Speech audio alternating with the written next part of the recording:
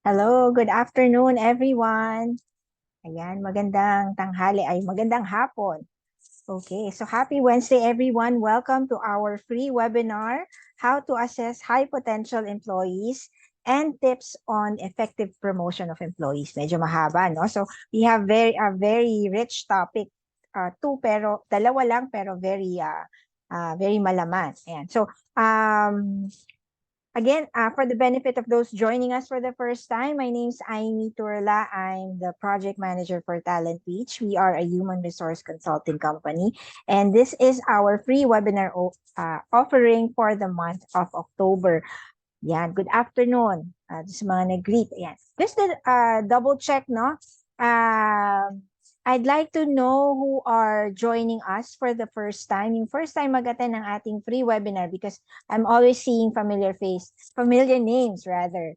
No? So thank you. I'm seeing some of our clients, yung mga suki ng aming mga free webinar, both paid and free. Ayan. Can you type 1 if this is your first time?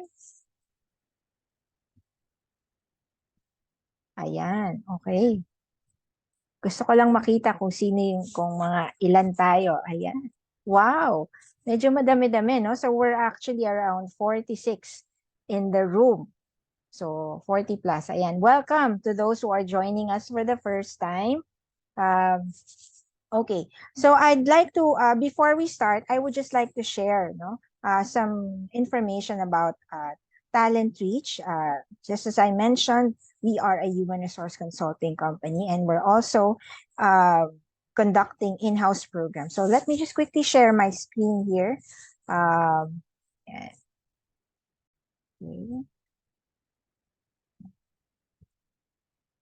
Okay. Okay. Ayan. Can you see my screen? Ayan. Okay. Ayan. So, Talent Reach core services is our HR administration, performance management and compensation, labor compliance, organizational and job analysis, employee skills training, and business solutions. So, our trainer and speaker is a full-time consultant. So we have consulting clients who seek our services, these services. Yeah. So just to share with you some of the programs that we run. So we do run train the trainer program, basic supervisory program. We also do a people management skills program. Yes. And also a leadership development program. This is one of our premium programs. Also, our trainer and speaker and also the managing director of Talent Reach is a certified social and emotional intelligence coach. So one of our premium and signature programs is developing or discovering emotional intelligence. Also, we do conduct effective interviewing skills program, work attitude or the WAVE training program. These are some of our consulting clients. And I'd like to also invite you on October 30th, we're going to have a 3-hour intensive online workshop, succession planning and talent management workshop. It's going to be from 2 p.m. to 5 p.m. Also via Zoom. So if you're interested, we're going to post the link on where you can sign up. And we're actually going to have a good offer for you, but we'll share that later. So without further ado, I'd like to share first a short video for the benefit of those joining us for the first time, a short video introduction of our trainer and speaker for this afternoon.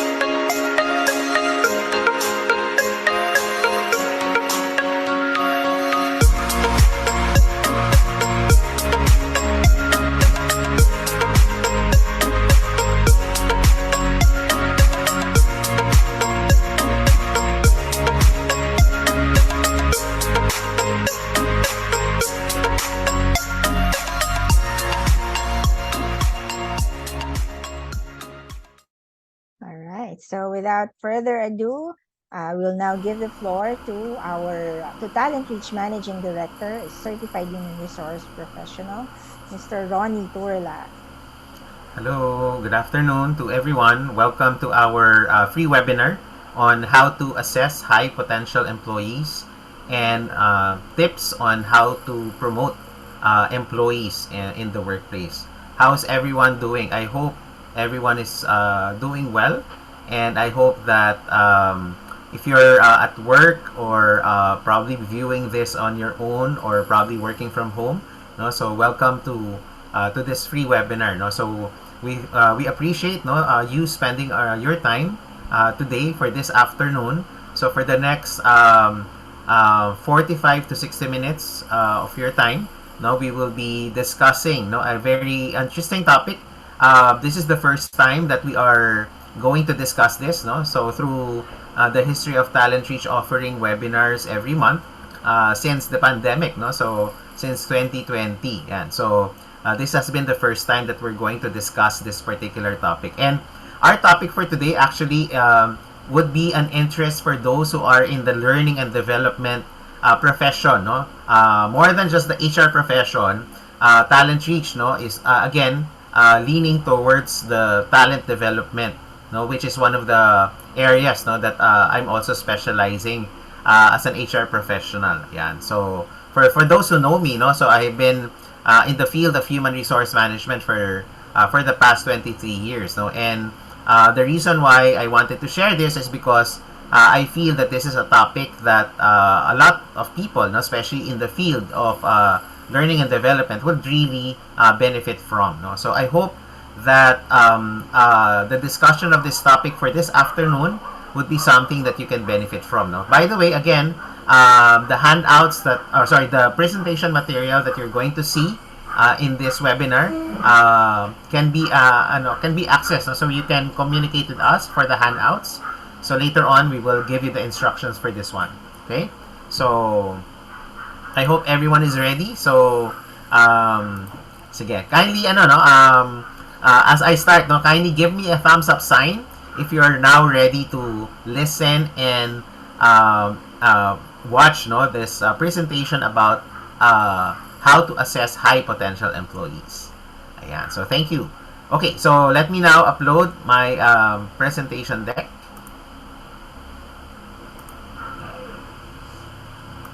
So the topic on how to assess, so from looking at the topic title, the title of the topic is how to assess. So this means that I'll be sharing with you some steps and some procedures. No? As well, I will be sharing with you some of the best practices when it comes to assessing the high potential employees. No?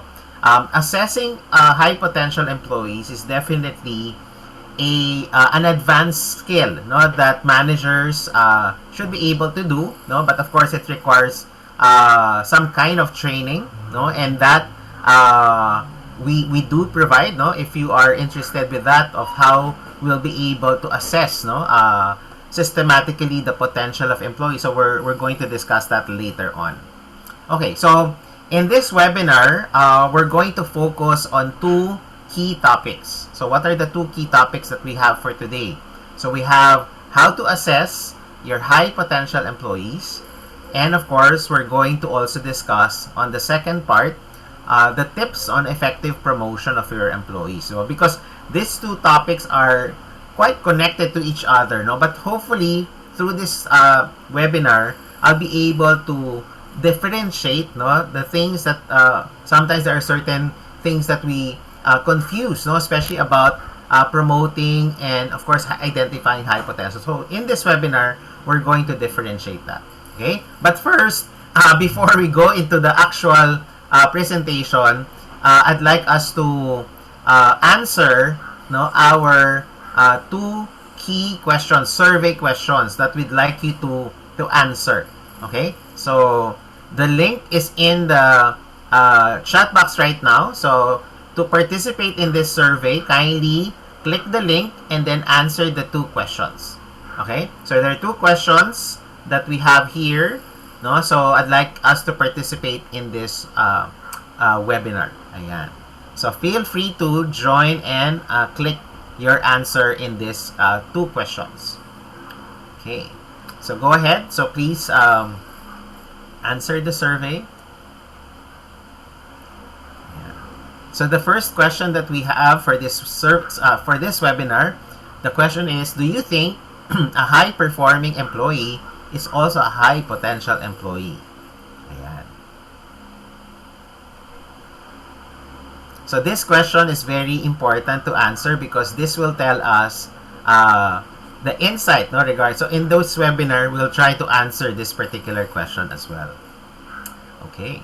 So go ahead, just answer, and again, this is a survey question that we'd like you to participate so that you can again have that interaction with this particular webinar because this is a live webinar. Okay, yeah. Okay, so far we've had 24 respondents. So go ahead. So this is the first question. Yeah. Okay. Yeah. So, based on the initial results, most of us feels, that a high-performing employee is also a high-potential employee. Ayan. So, based on this, based on the survey answer.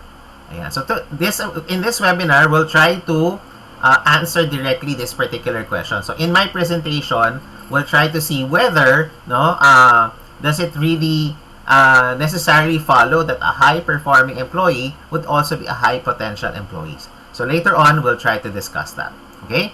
Okay, let's now proceed with our second question for this webinar.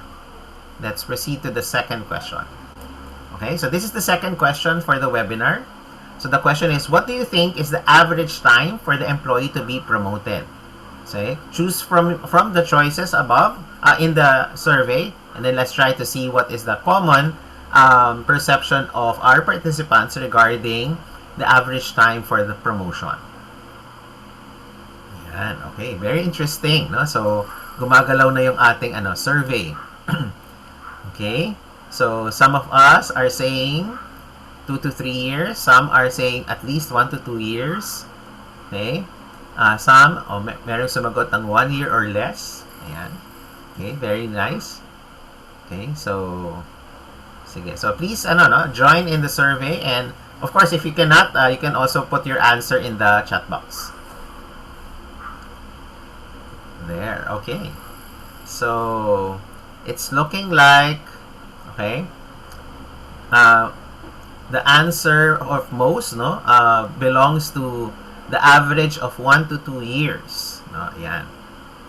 So most likely, this is the average time that employees would tend to be So later on, as the second part of our webinar, I'll be sharing to you 8 tips as to how you can try to have an effective promotion in your company. So wait for that because I'll be sharing the tips regarding employee promotion.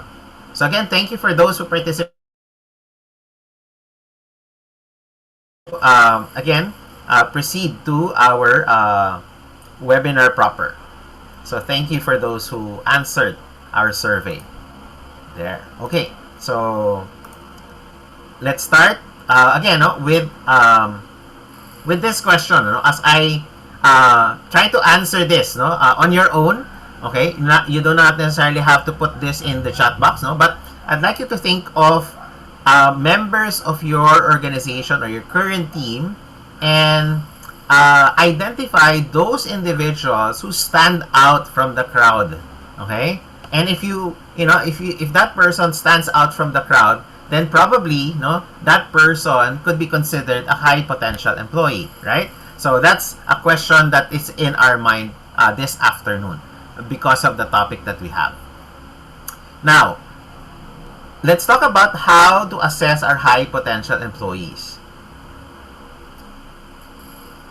So first thing that we have to take note is that in terms of identifying or assessing our high potential employees, there is what we call a prediction challenge. Remember, when we when we hire a person, when we select a person for a certain job, we select them based on their fitness for the job which they are supposed to do, right?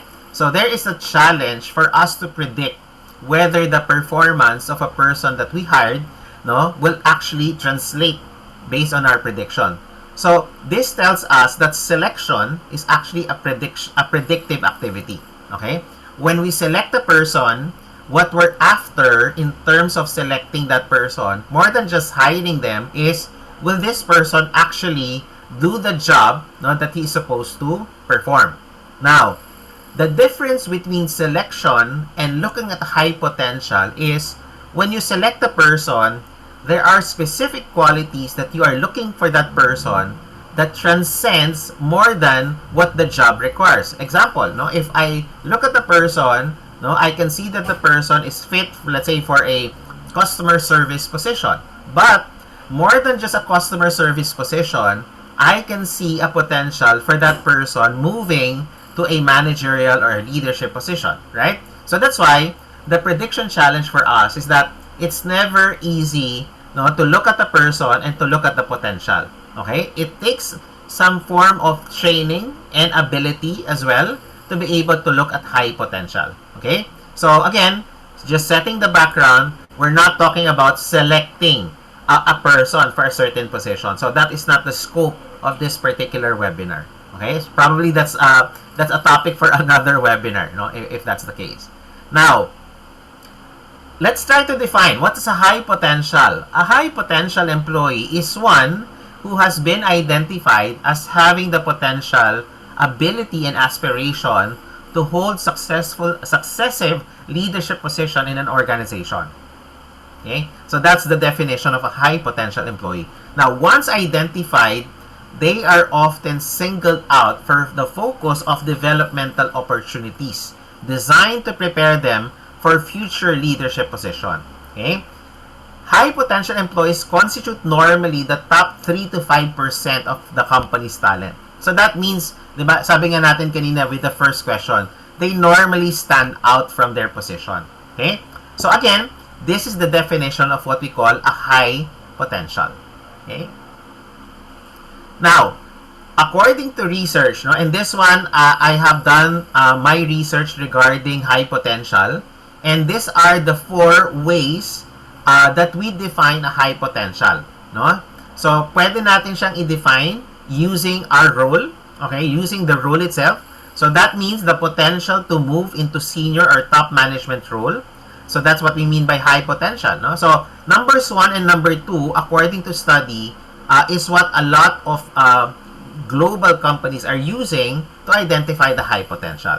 Okay, the second is using it by level, which is the ability to move and perform 2 positions or level above the current role. So that means, for example, if you have a staff, for example, that actually has the potential to move from a supervisor to a manager position, so that means if you have certain job levels in the company, this person can move to 1 or 2 levels above, no, yung inyong job level. Okay? So that's what we mean by the high potential definition. No? Another is to use it by breadth. No? So meaning, the capability to take on broader scope and leadership role and develop long-term potential. Okay? So that's another way to define the high potential. Okay? The fourth one is to use it by record. So that means certain high potential have a consistent track record of exceptional performance. Meaning, for example, if you look at the performance of that person from previous employment or previous position, this person has a consistent record of very good performance in different positions. So that's a high potential. So that means na from different positions na hinandle niya, talagang nagpa-perform siya. Okay? So that's a high potential. Okay? So now, when we talk about high potential categories, no, pwede mo rin siyang i-classify, no? So, pwede mo i-classify ang high potential categories into 4. Number 1, you have a top potential. So, a top potential could be somebody that would be on a senior level. Okay? So that means that this person eventually could be on an executive position. Okay? Now, another person or category of high potential is yung turn potential. So meaning, ready siya for the next level. Pero not necessarily to the, to the higher level. So pwedeng to the next level, pwede siya. Okay? Another category of high potential is grow potential. Same level, but mag-expand. Ito yung tinatawag nating horizontal movement, no? Kasi remember, not all movements are vertical. Merong tinatawag na horizontal movement. So horizontal movement in terms of talent management simply means that that person has to be able to expand their skill set, their abilities. They have the potential, but they're not yet ready. Okay? So that's the grow potential. Or, you also have the high potential category wherein mastery potential. So that means same work, same level. So they just have to be able to really master their particular job. So doon lalabas yung potential nila in their mastery. Okay? So those are the four categories of high potential. Okay? So again, this is based on research and based on best practices of global companies. Now, what are the 6 universally accepted markers of high potential? Here they are. So you have ability. Okay? The ability of high performance is a mark of a high potential. Second is aspiration. So meaning, that person has the drive to succeed in that particular position. Okay? Number 3, no, relationship building. No? So the person has a very good social skill. That means that the person can easily connect and create relationships with different types of people across different levels in the organization. Okay? So that's relationship. Number 4, their behavior is suitable to success. Okay? So that means that this person with high potential knows how to be able to influence behavior. Okay? Number 5, adaptability. No? So that means a high potential is adaptable to changing circumstances. So that means that this person can adapt to any kind of easy or difficult situation. That's why when you subject a person to difficult circumstances, you can see that you can identify yung kanilang adaptability. Okay? And number 6, of course, would be leadership qualities. Okay? So these are universally accepted key markers of high potential. Now, when it comes to potential, since we're talking about potential, there are 3 dimensions of potential that we're talking about here. Okay? The first dimension of potential is what we call career dimension. So when we say career dimension, there are some specific attributes which surface through our experiences. Okay?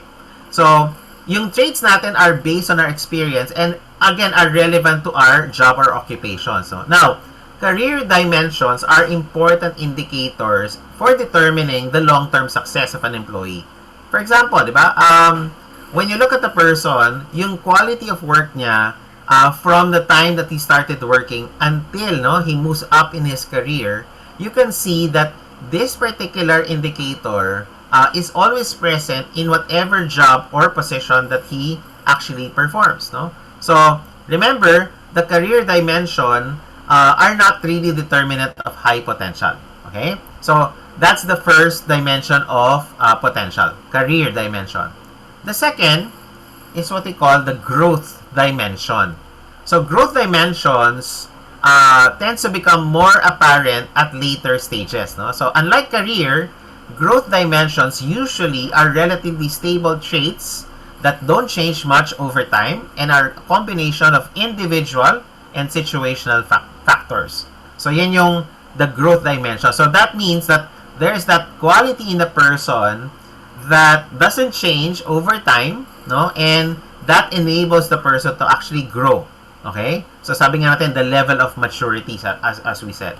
The third dimension of potential in this case is what they call the foundational. No? So, the most stable characteristics that they have, no? Particularly their personality, their education, for example, this is relatively stable characteristic over time. Okay? Later on, we're going to also talk about what are some personality characteristics that will lead you to identify the potential. Okay, so I'll be discussing that in a while. Okay, so those are again the 3 dimensions of the potential. So you have career, growth, and then of course the foundational dimensions. Now, talking about the 4 dimensions of leadership potential, if you're going to identify a leadership material, a person with a leadership material, here are 4 dimensions that I'd like you to take note. Okay? Number 1, take note of their learning ability. No, learning ability is that ability to learn from new experiences and apply them to different situations. Okay? So again, yung learning ability natin, kailangan nakikita natin yan in a potential leader kasi marami silang pagdadaanan, no, na new things, new experiences, for example. That's why yung kanilang learning ability is so important in terms of the leadership potential. Okay? The second dimension of leadership potential is drive. No? Drive is the motivation to achieve challenging goals and overcoming obstacles. Okay? So that's another important dimension for a leadership potential. So take note of that. Okay? Number 3 is self-awareness. So self-awareness means the ability to recognize one's strengths and weaknesses and seek feedback. No?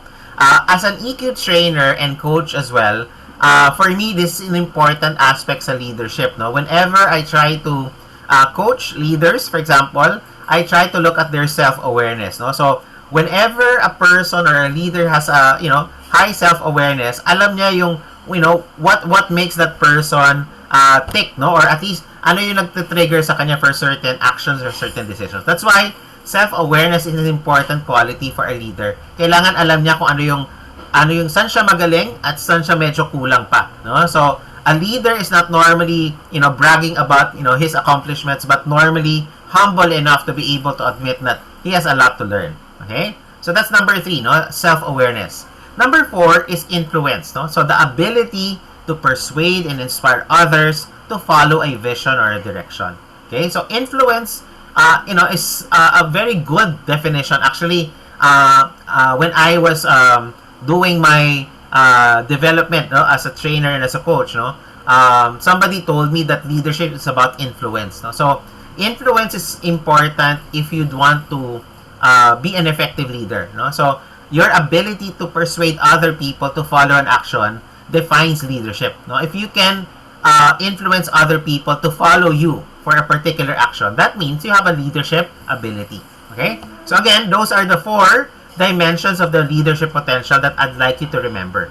So what again are the 4 dimensions? You have learning ability, drive, self-awareness, and influence. So these are important dimensions of leadership potential. Okay? Now, the question is, how do you measure leadership potential? Here are 4 general ways according to best practices. So what are the 4 ways to measure leadership potential? Number 1, you can conduct behavioral interviews. Number 2, you can also utilize psychometric tests. Okay? Number 3, you can also use 360-degree feedback. No? Number 4, you also have simulation exercises. So again, for those here in the room right now, if you're interested to know more about this on how to measure your leadership potential, no, just connect with us through iTalentReach, no? So you can send an email to me, no? It's actually in my background. So you can send an email to me or through iMe if you would like to explore, no? What are particularly, no, when we talk about yung mga psychometric tests, no? So we do have some psychometric tests that we can try to refer to you now para magamit nyo in measuring your leadership potential. So you can talk with us even after the webinar is over. So we can try to assist you with some information regarding how to measure the leadership potential. Okay? So those are again the 4 ways to measure the leadership potential. Okay? Now, how do you use the results? If you are going to use the leadership assessments, for example, paano nyo siya pwedeng gamitin? So, here are 4 ways. Okay? Number 1, if you're going to identify a potential leader, dapat mag-create tayo ng tinatawag nating development plans for that person. Kasi, remember, a leader right now could be a better leader a year from now. Okay? But the difference between that is whether meron ba siyang development plan. Kasi, di ba, hindi naman, remember, leadership doesn't happen overnight. No? A leader doesn't just wake up and say, I'm a leader now. No? So, it takes time, it takes a process. So, yung process na ginagamit sa learning and development is the development planning. Okay? The second, pwede mong gawin is magbigay ka ng feedback dun sa assessment.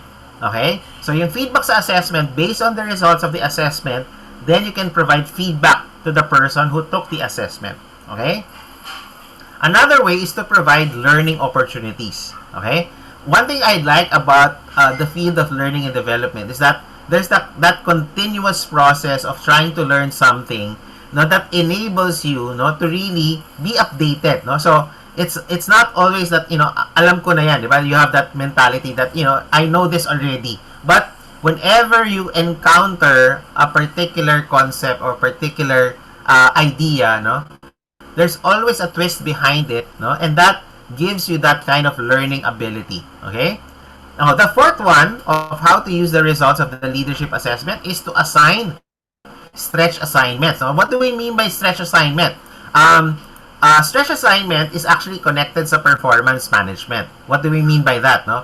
When you say stretch assignment, normally, di ba, when you assign a person a particular target or goal, that means that that person is capable of trying to achieve that particular goal, right? But there are some people that are high potential, and because they are high potential, what you can do is to give them additional or stretch, okay, goals that we said, no? The stretch goals, no, allows them to be able to reach more than the standard, no? And once they're able to do that, then you can prove that they really have high potential. Okay? So normally, the stretch assignment is assigned to employees who have more or less above average performance. No? So don't assign stretch assignment to people na medyo average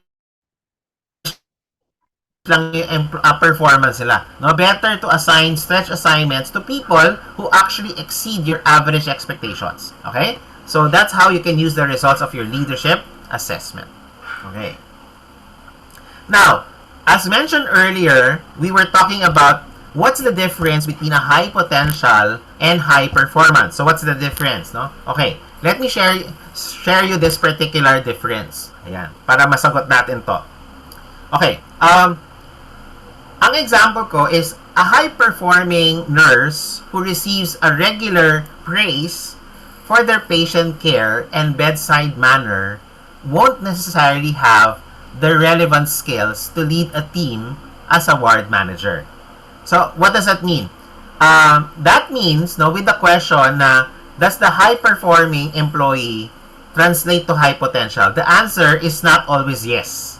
Okay? So, it's not always a yes. So, that means even if the person is highly performing, it doesn't necessarily mean that that person would be a high potential for the next position. Okay? Another example, in the field of sales. A high-performing sales agent who hits their target every month isn't guaranteed to have the people skills required to train and develop others. And I've seen this happen actually, no? I've seen a lot of very good sales agent but are not necessarily supervisory material.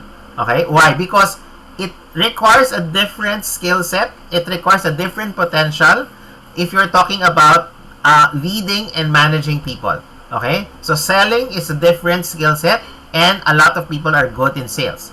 But not very good salesmen are not necessarily very good managers. Okay? So that's the example that I'd want to point out here in terms of high performance versus high potential. So it's not always the case. Okay? But again, as I mentioned, there will always be exception. That means that there are really high performing employees that eventually, no, when you provide them the the opportunity for a next position, they will deliver. Okay, so there are some exceptional people based on experience. Okay, so that's the example to illustrate yung ating high potential versus ano. So later on, we will be accommodating questions. No? So since I've been posting some questions regarding high potential and high performance. Okay, ayan. So later on, if you have questions, feel free not to post them in the chat box, and we'll take note of that question and we'll try to answer them later after the whole presentation. Now, this is probably one of the important parts of my discussion about high potential. No? So, if you're talking about the personality traits of high potential employees, ito na po yun.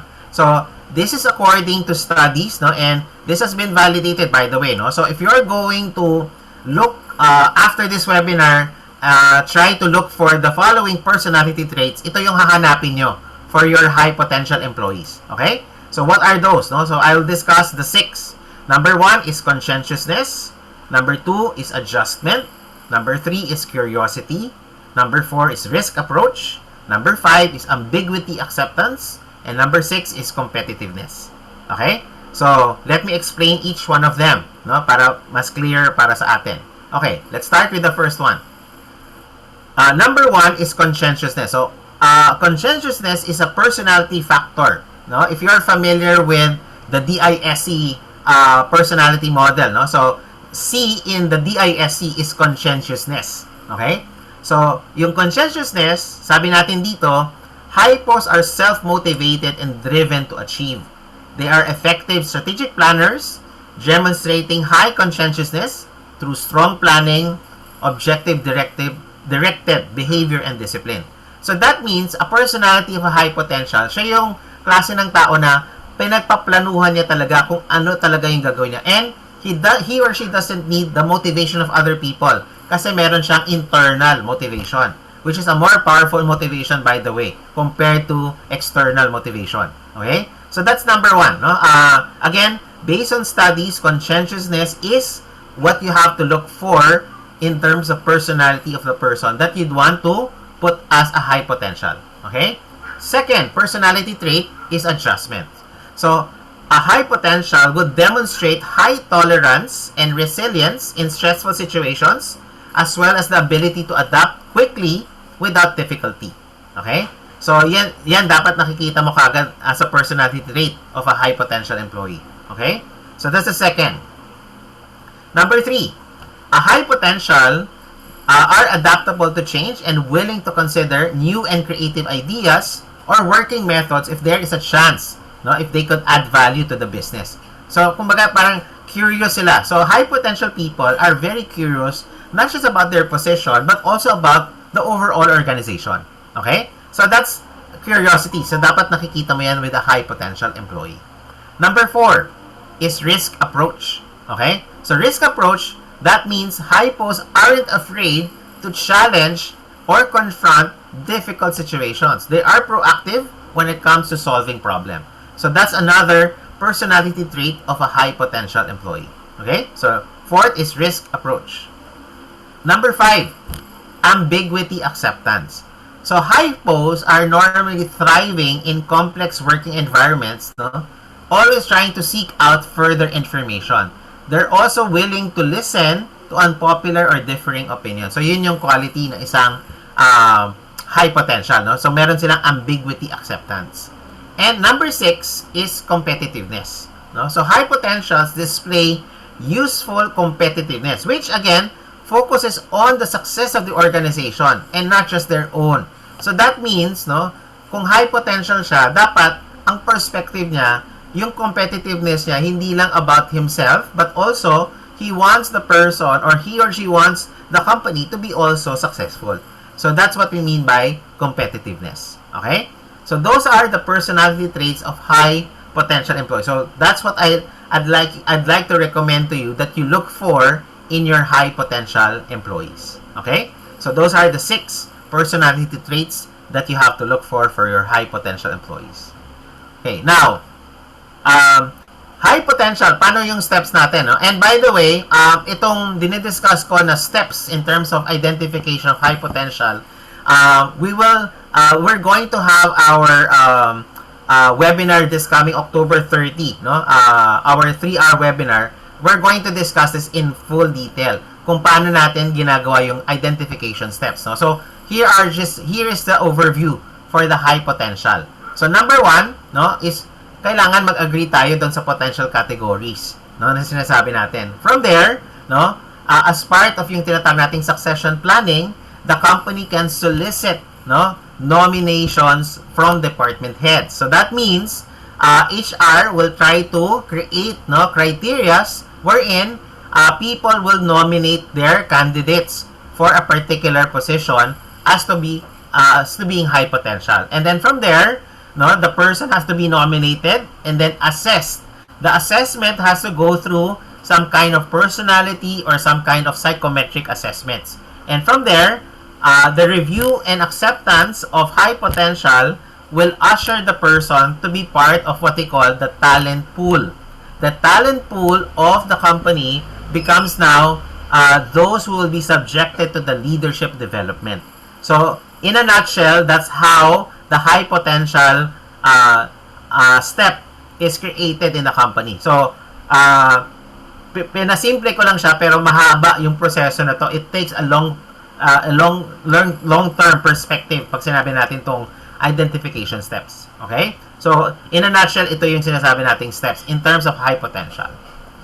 Now, just to give you a preview, ano ba yung mga pwede nating gamiting predictors of success? Okay? So, kapag high potential tayo, makikita natin meron kang mga past performance. Okay?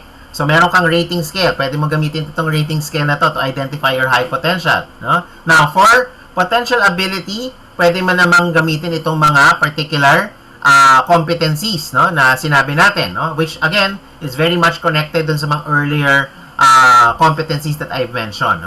Now, other than this, ito rin yung mga other predictors na pwede mong gamitin for high potential.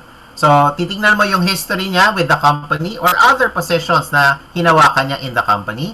Probably, the job experience of the employee prior to the company. Kasi, di ba, when you hire a person, lalo na kung meron siyang prior job experience, makikita mo na meron siya talagang track record. Okay? So, that's another predictor of success. Other than that, you have education, certifications, right? So, all of these are contributing to the high potential. Okay? Other than that, also, pwede mo rin tignan, ito bang person na to was able to provide a turnaround of a business. So, kumaga, parang yung dating non-performing, naging performing siya because of the turnaround. Or, nag-lead ba siya ng isang special project and naging successful ba yon? And because of that, the person might be a high potential. Another is an outstanding achievement. Meron siya talagang very remarkable achievement na nagawa. So, these are, again, indicators of high potential. Okay? So, in terms of the readiness, pwede kang mag-create ng readiness rating scale. So, again, this one, I'm going to explain this more in the webinar on succession management and talent management. So, I hope na you think about trying to attend that particular, which is this coming October 30th. So, we're going to discuss this in more detail in our paid webinar. Finally, in terms of high potential discussion, according to studies again, the factors used for identifying high potential are the following. So, on top of the list would be leadership competencies. Kaya kailangan meron tayo mga list of leadership competencies na pagbabasihan natin for our high potential. Okay? The second is, of course, we should also rely on the performance record of the employee. That's why, importante that you have regular performance evaluation done to your employees kasi doon natin madidetermine meron ba tayong high potential sa company. Okay? Another factor to consider is ano yung kanilang career drive or motivation. So, tinitignan mo yan. So, paano mo malalaman yan? Kinakailangan, if you're going to determine that for high potential, you have to start career conversations with your employees. Okay? So, yung career conversation, pwede mong gawin yan during your performance evaluation. Pwedeng kasama or part siya nung iyong performance appraisal discussion. Okay? Other than that, you have the adaptability and flexibility of the person. So, nakikita mo yan.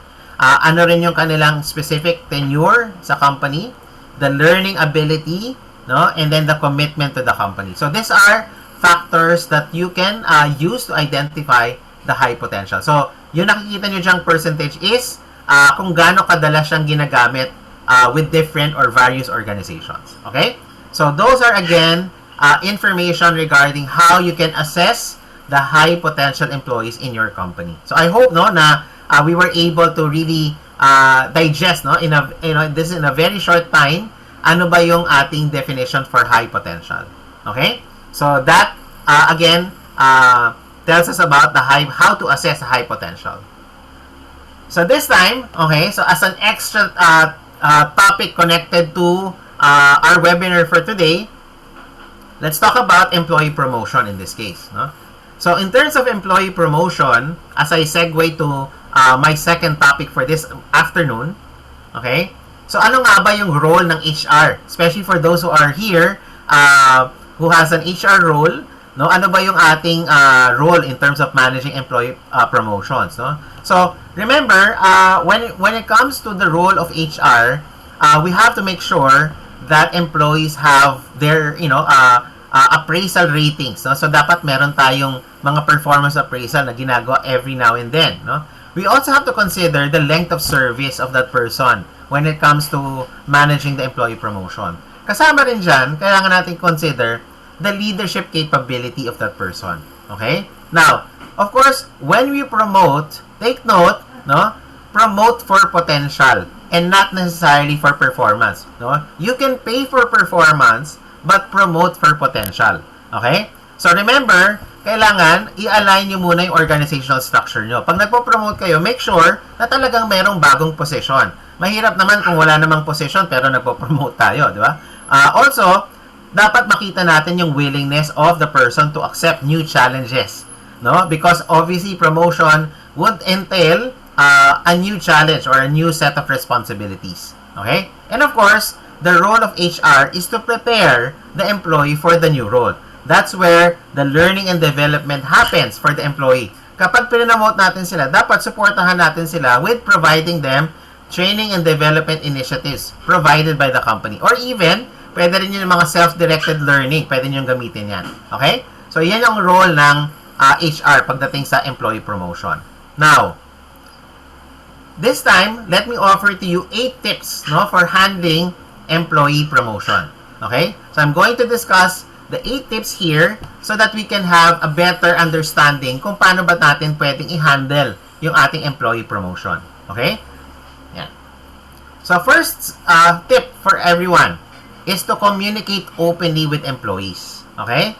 So, when you're trying to have a good promotion for your employees, make sure that you discuss the following topics. No? So, try to ask employees about the following items here. Number 1, ano ba yung short-term and long-term goals of our employees?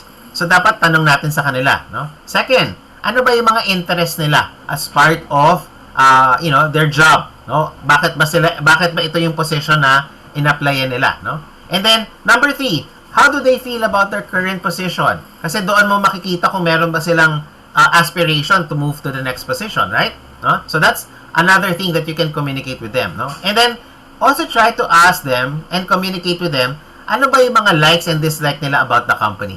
Although this is a very controversial thing to discuss, pero sometimes doon mo makikita ano ba yung career prospect ng employee. Gusto ba niya talagang ma-promote? Okay? So that's number 1. No? Communicate openly with employees. So that's the first tip. The second tip is to post available positions to determine their interest. No?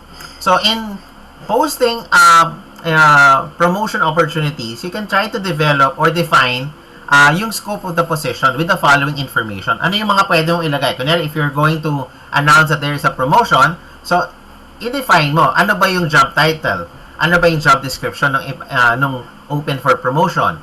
No? Sino yung mga eventually magiging supervisor or manager niya?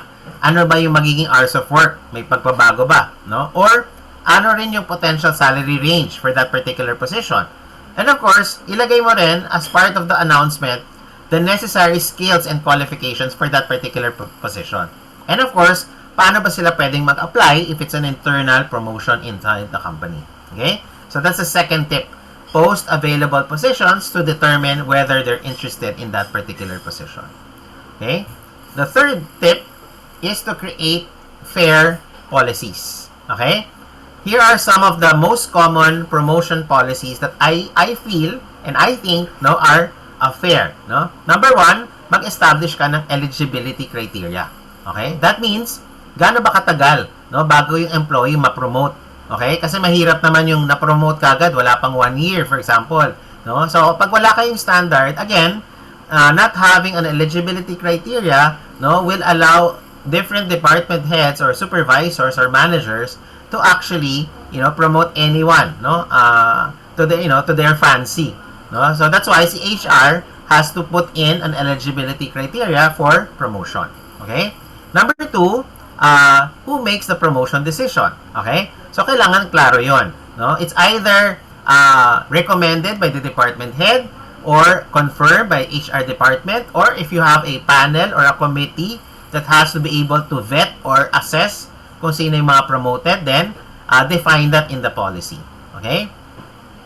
Also, try to include promotion standards. Ibig sabihin, for those who are expressing their interest in the promotion, ano ba yung mga standards ng ating promotion? As well, kailangan ipakita rin natin ano ba yung promotion process natin.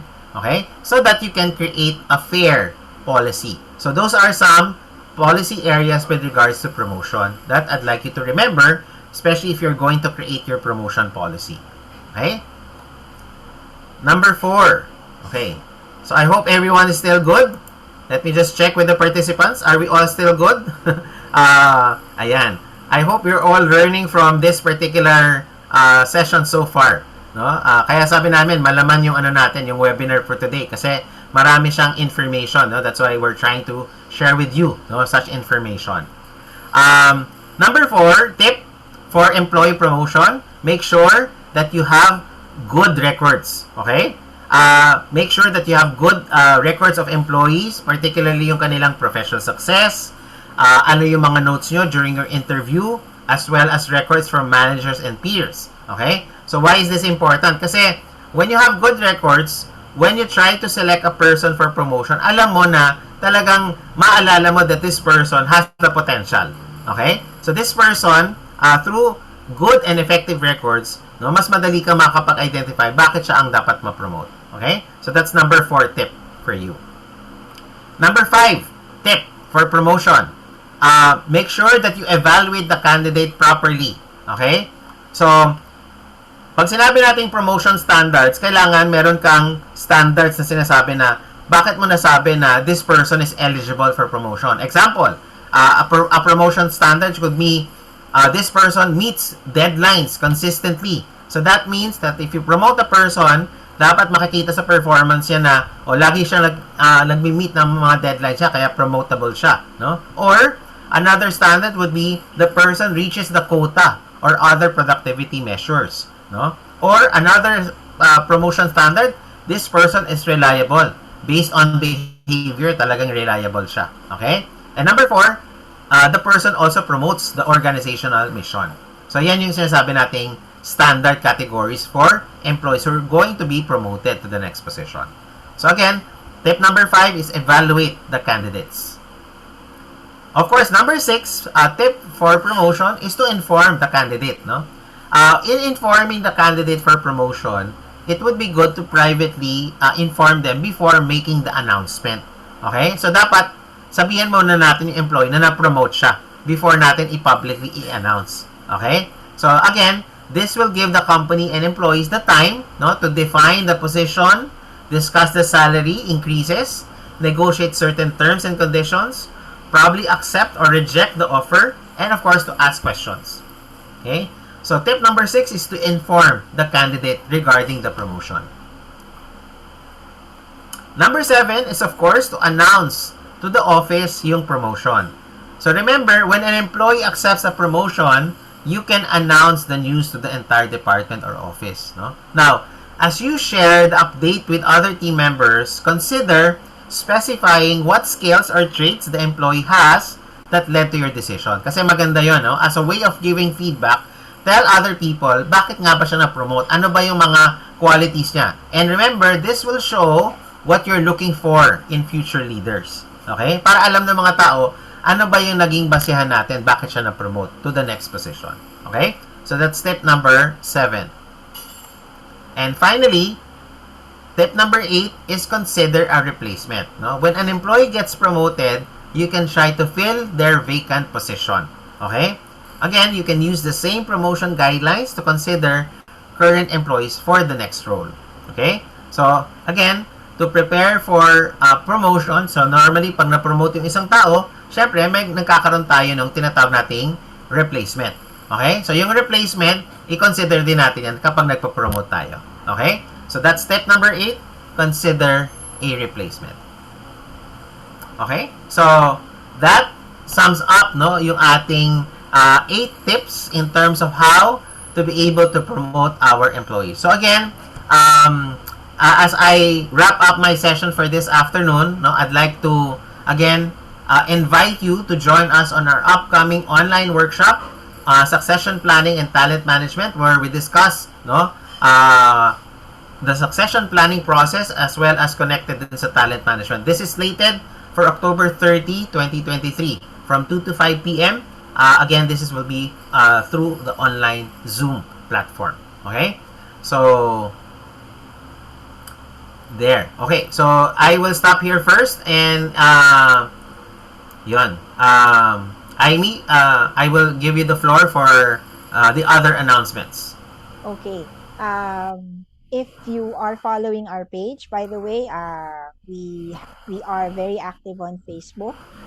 We also have a website, www.talentreachconsulting.com. You can also find us on YouTube and LinkedIn. So make sure that you're following us so that you will be notified whenever we have programs, and we also share some insights about human resource management. Yeah. As a special offer, no, this is a surprise. No? So all those who have stayed, thank you very much. And for those who are interested, and even those who are already registered, no, who registered for our succession planning and talent management workshop on October 30, just for today, until tomorrow, if you register and pay until tomorrow for the succession planning, we will give you the rate, the early bird rate, which is only 1,995 pesos. After that, it will go back to the regular fee of 2,494. So that's still about 500 discount on the regular rate. So if you're interested, we'll be posting on the chat box the link on where you can register. Just make sure, anyway, when you register, will send me a prompt. So I should give you the details on how you can proceed and how you can confirm your registration. All right. So again, that's until, if you register today and pay until tomorrow, you can avail of the early bird rate, which is only 1,995. And also for those who are interested to get the handout for this session or for this free webinar, we're offering it for only 199. You can send us an email request at italentreach@gmail.com, and we should be able to send that to you 2 to 3 business days after the webinar. So that also includes an e-certificate of attendance for this webinar. Okay, so that will be my announcement. Again, please do follow us. We'd like to just be able to answer the questions that came through, no? Yeah, so probably, let's start with the first question, no? So meron tayong meron tayong starting question before we go to the participants question. Yeah.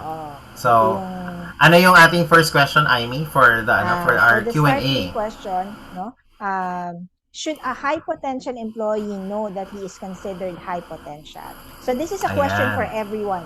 Please do put in your answers on the chat box. So again, the question is, wala ko. Okay. Should a high potential employee know that he is considered high potential? Okay. So, that's the first question, no, na meron tayo. So, for this one, what we'd like to do is to really answer the question, no? So, yung una nating question with regards to yung ating whether a high potential employee, no, should know, the answer is, of course, yes, no? Kaya lang, no, in a lot of culture kasi in companies, no, they wouldn't want the person to know directly, no? But you have to remember, being a high potential employee does not necessarily,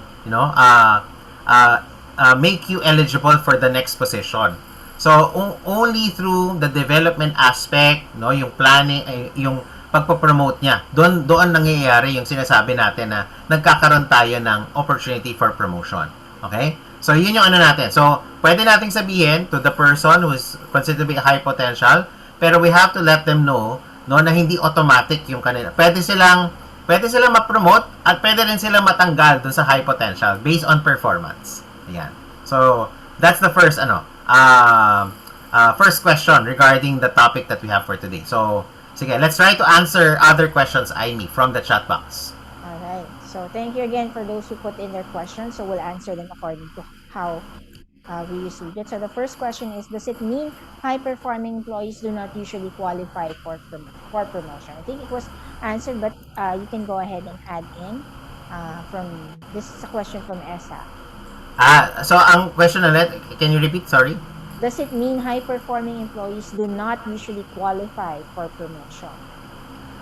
As I mentioned earlier, there are exceptions to the rule, no? So, meron namang high-performing na high potential. So, that means na pwede siyang qualify. So most of the time, kapag nakikita natin yan, some people do really have the quality, no? Na makikita natin. So, if they possess such quality, that means na pwede silang ma-promote to the next position. Yeah.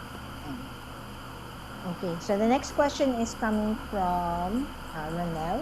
Related to Peter principle, how can we avoid it? Because there will always be a possibility that a high-performing employee do not perform well at the top ladder or leadership role. Does it mean that we will not promote them?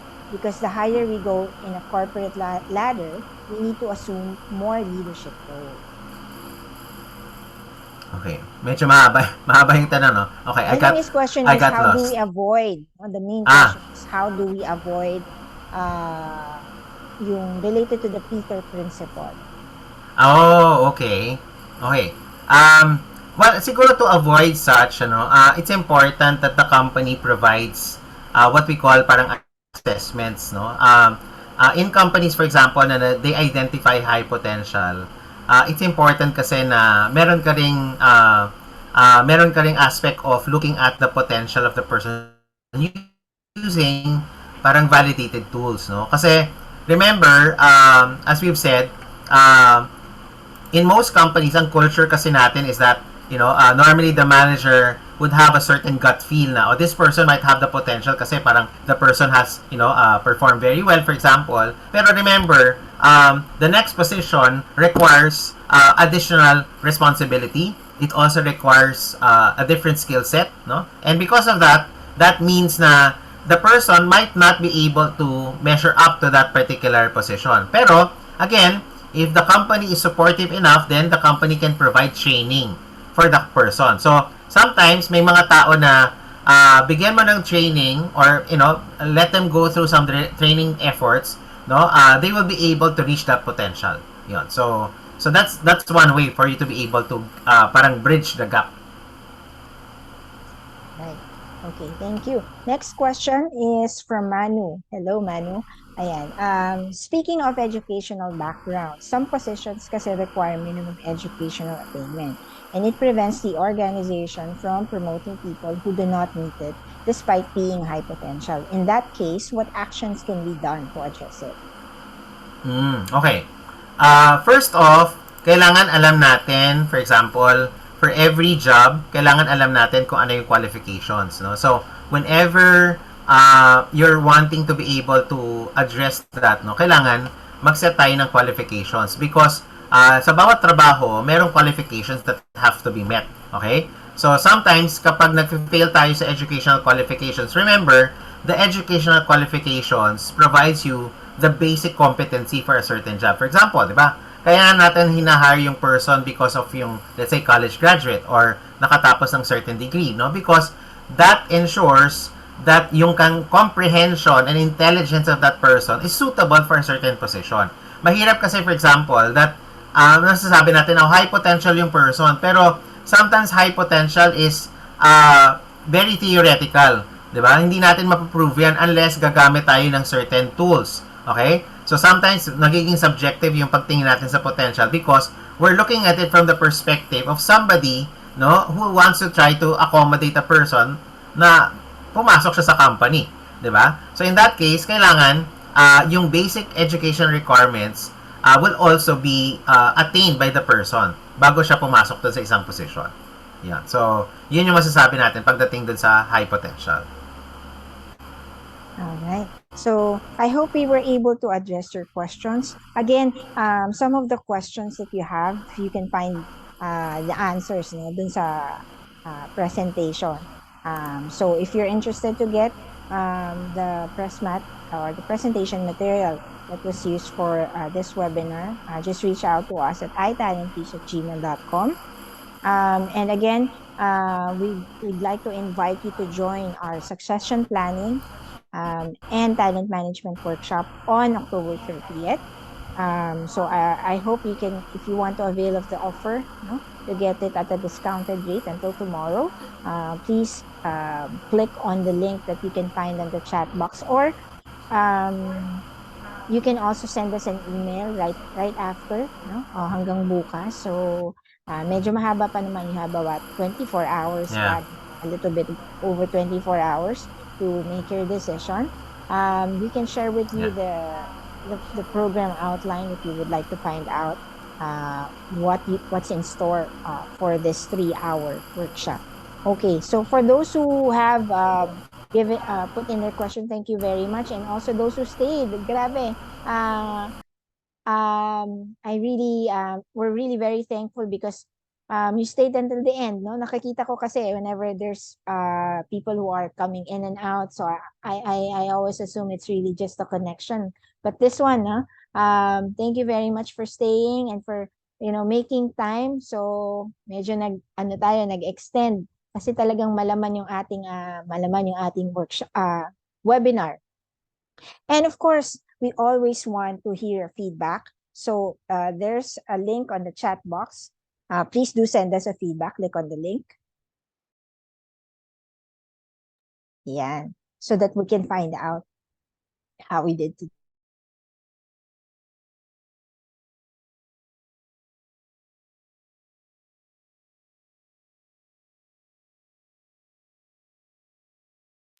Okay, yan. So again, so you can try to answer yung ating evaluation form, no? So located in your chat box there.